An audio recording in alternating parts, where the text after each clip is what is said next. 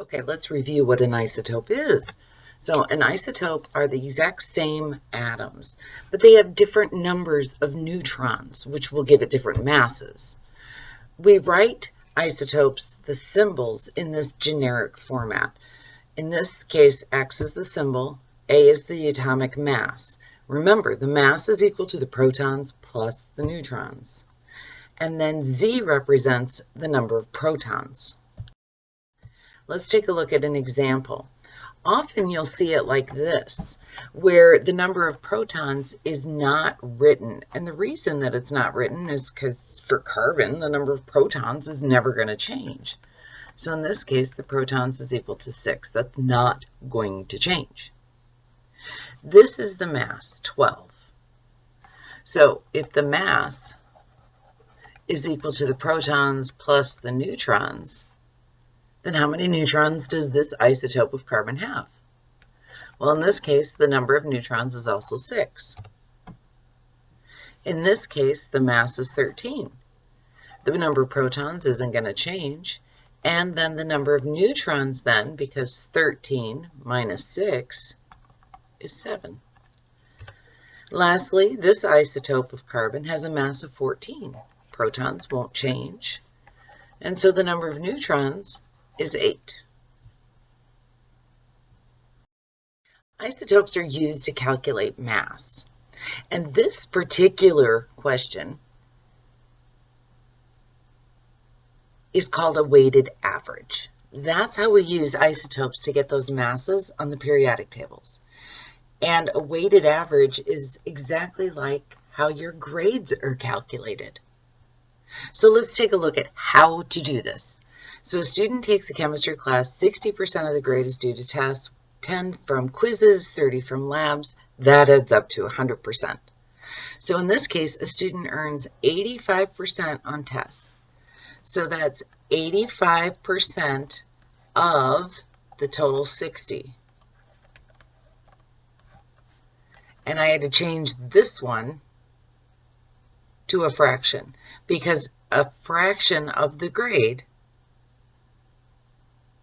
is 85. Now in this case, 10% was earned from quizzes and and this child earned 95% on her quizzes.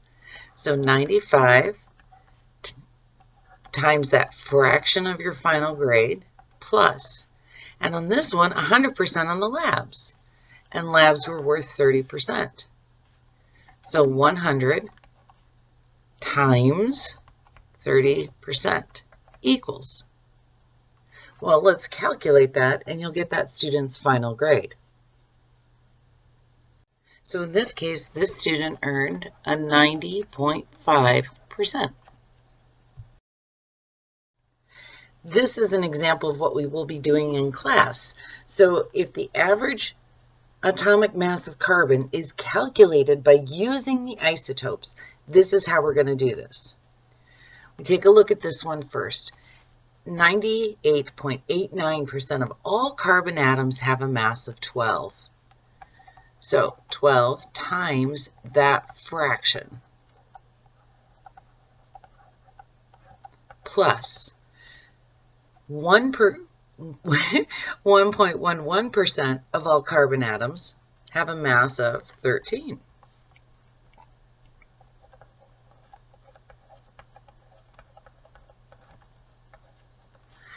And less than this percentage has a mass of 14. I'm going to continue this down on the other line.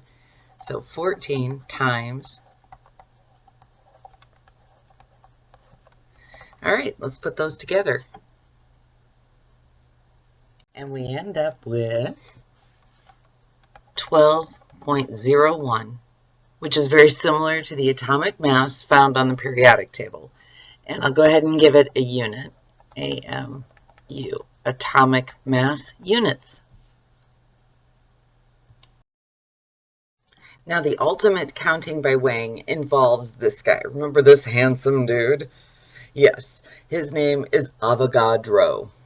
Sounds like avocado, I know. So anyway, the ultimate counting by weighing involves this guy. and his awesome number. Now, you don't need all those digits. All you need to know is 1 mole is equal to 6.022 times 10 to the 23rd of anything. We're going to be using Avogadro's number later. We're going to put all these together, but let's recall how to find molar mass. If I have 1 molecule of methane, and yeah, put that on your need-to-know list, methane is CH4. So I'll write that down for you, methane. All right, to find the molar mass of methane, we're going to look at each of the atoms separately. We know that carbon has a molar mass of 12.01 grams per mole. That is the preferred unit. And there's only 1 carbon atom in this guy, so 1 times that amount. Plus, the molar mass of 1 hydrogen atom is 1.008 grams per mole. And in this case, we have 1, 2, 3, 4 hydrogen atoms. So when we add these up, methane ends up then with a molar mass of, I'm going to put it right here to answer that question, 16.04, well, that is a 6, grams per mole. This is an example of the type of problems we'll be doing. And I'll do several more of these in class. But just to give you an idea, we're going to be going from milligrams to atoms. So we need a plan. Our plan in this case is going to be to go from milligrams to grams to moles to atoms. Okay, to do that, we're going to use dimensional analysis, milligrams, and we're going to draw this handy-dandy straight line.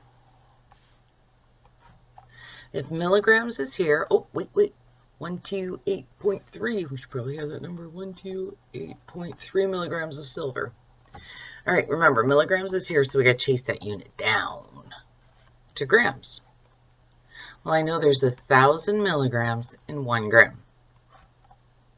And that made milligrams cancel.